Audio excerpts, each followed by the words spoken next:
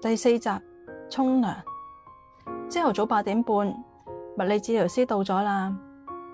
佢叫碧基，有一副運動員嘅身材。如果側邊睇佢塊面嘅話，你就會覺得生得好似羅馬錢幣上面人頭嘅側影。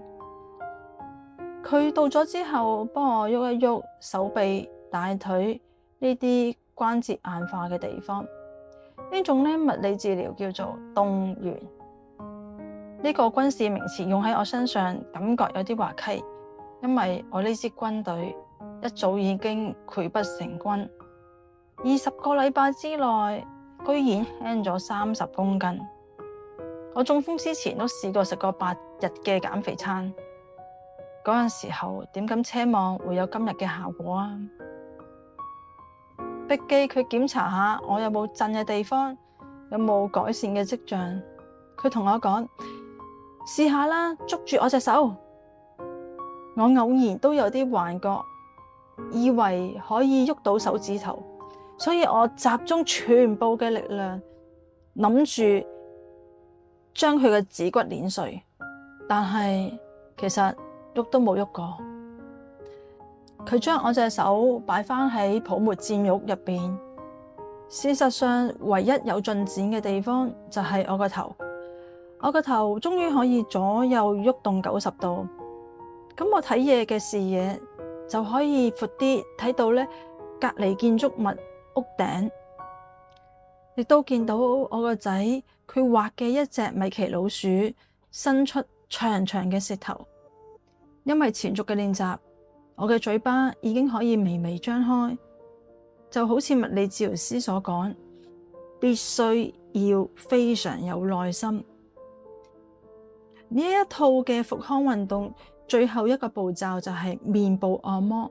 碧基佢用佢一個好溫暖嘅手按壓住我成張面，包括我覺得硬到好似羊皮紙、收到冇肉嘅地方，亦都包括仲有啲神經知覺可以戚一戚眉毛嘅部分。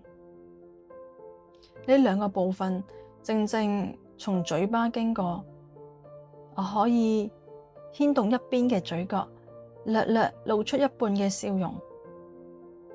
其實咁樣已經足夠讓我將心情嘅起伏表露出來。另外，仲有我同我家居生活有關嘅一個小插曲，梳洗，亦都會帶俾我一啲複雜嘅感受。有一日，我覺得都幾好笑㗎，都44歲人啦，仲好似個 BB 咁樣，要人哋幫我梳洗、轉身、抹乾、包尿片，完全倒退返嬰兒期。話雖如此，我居然有一種隱約嘅快樂，但係唔係覺得好耐。呢啲事情令到我非常憂傷，眼淚就咁樣滴落去看護護工抹喺我面上邊嘅鬍鬚膏上邊。每個禮拜我會沖1次涼，呢樣嘢令到我同時浸淫喺痛苦嘅折磨同埋幸福嘅極致之中。浸喺浴缸嘅美妙時刻，唔使好耐就有一股淡淡嘅鄉愁湧過來。以前覺得浸浴簡直係我生活中最大嘅享受，拎住杯茶或者一杯威士忌，再帶多本好書或者一沓報紙，咁樣已經足夠令我泡喺浴缸入邊好耐都唔出嚟。我仲會一邊用腳趾去轉下水龍頭。有一刻我真係認為以我目前而家呢一個處境去回憶翻以前咁開心嘅時光係非常殘酷。好彩我都冇乜時間去轉牛角尖。佢哋將成身震晒嘅我放翻喺張推床上面，跟住又幫我送翻去病房。老實講啦，呢張推床真係舒服到好似伊斯蘭教苦行僧瞓嘅釘床咁舒服。嚟到朝頭早10點半，由頭到腳都要着好，因為我要準備落樓去復健中心。我唔會穿醫院建議好核突嘅慢跑衫，所以我選擇着返我學生時代嘅舊衫，同沖涼一樣。我呢件咁舊嘅背心令我諗返起一路以嚟每一步咁痛苦嘅足跡。我寧願將呢啲舊衫睇作為生命延續嘅象徵，證明我仲係可以做返我自己嘅。哪怕要承受更多嘅痛苦，我都係堅持喺 Cashmere 入邊做返我自己。正文嘅部分就已經讀完啦，唔知大家對呢一章咧有啲乜嘢嘅感覺？我就好感動啦，因為咧喺呢一章入邊見到作者佢雖然面對一個好艱辛嘅環境啦，即係變咗植物人啦，呢樣又唔喐得，嗰樣又唔喐得啦。就算即係沖涼啦，或者係梳洗啊、剃鬚啊等等，呢啲都要全部都要人哋去幫自己做。雖然身處一個咁黑暗嘅時期、咁谷底，咁但係佢仍然抱住一啲希望，佢仲有生命力㗎。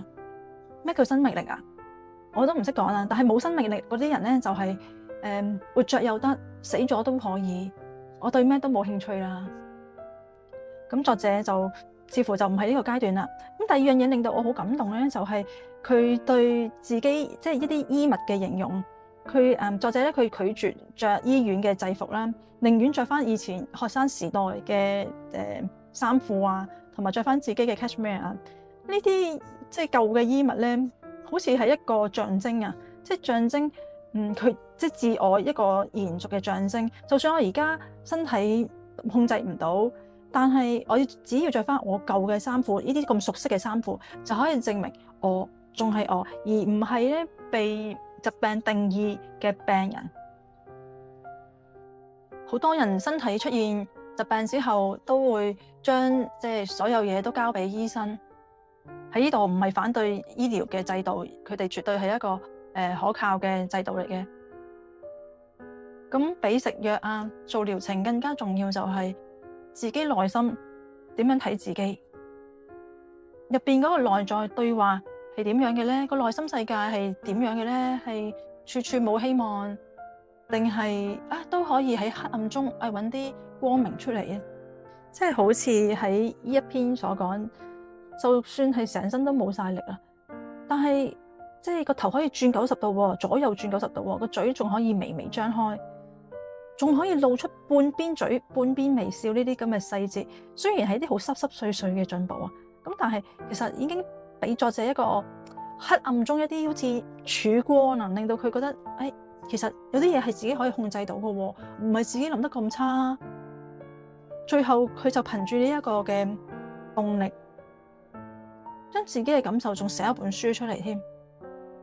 冇希望係咪真係冇希望呢？呢個就係我少少嘅分享。